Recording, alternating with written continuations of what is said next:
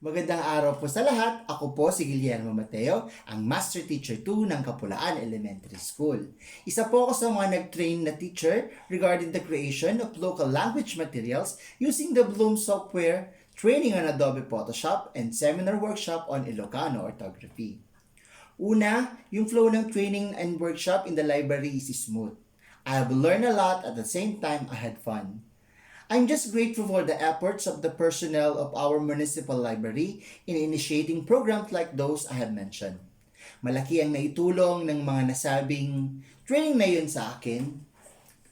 We need to provide more resources about our local language in line with the MTV MLE.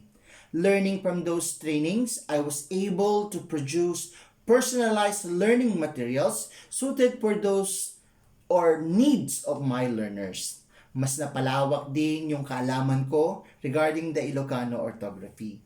The proper spelling and the use of the Ilocano terms, which we all know that Ilocano is one of the most complicated languages that we have. Kaya nga, ang seminar workshop was very timely and relevant. The speakers were expert in the field. Ang dami nilang na-share na kaalaman.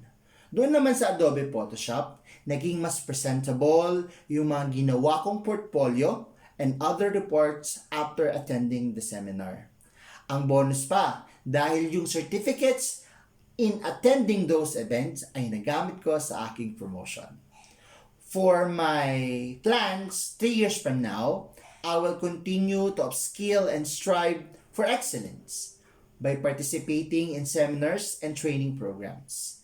I'd love also to share what I have learned to my fellow teachers.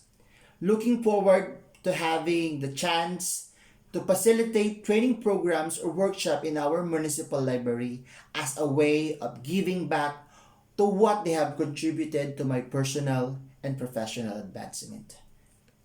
Maraming salamat po.